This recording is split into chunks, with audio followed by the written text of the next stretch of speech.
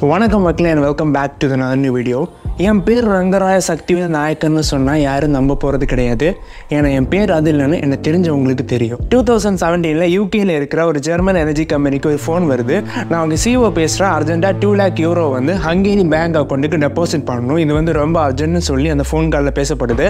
அதுக்கப்புறம் அவங்களும் அந்த அமௌண்ட் வந்து ஹங்கேரி பேங்க் அக்கௌண்ட்டுக்கு ட்ரான்ஸ்ஃபர் பண்ணுறாங்க. அதுக்கப்புறம் தான் அவங்களுக்கு தெரிஞ்சிருக்கு அந்த சிஓன்னு சொல்லி பேசினது அவங்க சிஓ கிடையாது, அது வந்து டீஃபேக் பண்ணப்பட்ட ஒரு ஆடியோ கால். இந்த டீஃபேக் டெக்னாலஜி வந்து 2017 தான் ப்ளூமாக ஆரம்பிக்குது.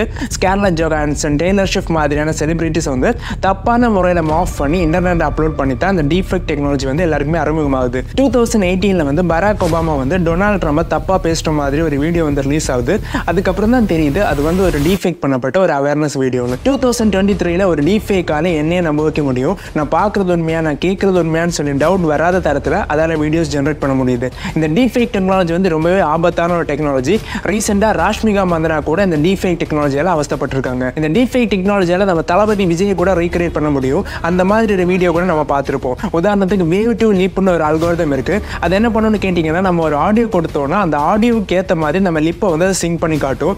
ஸோ இந்த மாதிரி வச்சு நிறைய ஸ்கேம்ஸ் கூட நடந்துட்டு இருக்கு. டெக்னிக்காக பேசணும்னா இந்த டெக்னாலஜியில் வந்து 2 பார்ட்ஸ் இருக்குது. ஒன்று வந்து ஜென்ரேட்டர், இன்னொன்று டிஸ்கிரிமினேட்டர். இந்த ஜென்ரேட்டர் என்ன பண்ணணும்னு கேட்டிங்கன்னா, நம்ம கொடுக்குற இமேஜஸ்க்கு வந்து அச்சாசலாக வேற ஒரு இமேஜஸ் கொடுக்கும். உதாரணத்துக்கு நீங்கள் சாப்பிட்ற மாதிரி ஒரு இமேஜ் அப்லோட் பண்ணுறீங்கன்னா, நீங்கள் தூங்குற மாதிரி இன்னொரு இமேஜ் அது வந்து நமக்கு அவுட்புட்டாக கொடுக்கும். ஸோ இந்த மாதிரி இமேஜஸை ஜென்ரேட் பண்ணுறது தான் ஜென்ரேட்டரோட வேலை. டிஸ்கிரிமினேட்டரோட மெயின் வேலை என்னன்னு கேட்டிங்கன்னா, இந்த ஜென்ரேட்டர் அனுப்புகிற இமேஜஸ் எல்லாம் கரெக்டாக இருக்கான்னு செக் பண்ணுறது தான் இந்த டிஸ்கிரிமினேட்டரோட மெயின் வேலை. உதாரணத்துக்கு ஜென்ரேட்டர் தூங்குற மாதிரி ஒரு இமேஜ் ஜென்ரேட் பண்ணிச்சுன்னா, டிஸ்கிரிமினேட்டர் வந்து அதுக்கிட்ட சொல்லும் இந்த இமேஜில் வந்து அந்த போர்ஷன் வந்து கரெக்டாக இல்லை, ஸோ அதை வந்து கரெக்ட் பண்ணுன்னு சொல்லி இந்த டிஸ்கிரிமினேட்டர் வந்து ஜென்ரேட்டர் கிட்ட சொல்லும். ஸோ ஜென்ரேட்டர் வந்து அதை கரெக்ட் பண்ணி இன்னொரு இமேஜ் வந்து ஜென்ரேட் பண்ணும். எது எப்படியோ கண்ணால் காண்பதும் போய் காதால் கேட்பதும் போய் தீர விசாரிப்பதே மெயின் சொன்ன மாதிரி, நீங்கள் எதை பார்க்குறீங்களோ இல்லை எதை கேட்குறீங்களோ அதை வந்து ஃபர்ஸ்ட் வந்து கரெக்டாக அனலைஸ் பண்ணுங்கள். உங்களுக்கு தெரிஞ்ச ஒருத்தரோட வீடியோ வந்தால் கூட அதை அவங்க தானா இல்லை அவங்க அப்படி பண்ணியிருப்பாங்களா சொல்லி ஒரு கொஸ்டின் வரக்க முன்னாடி வைங்க.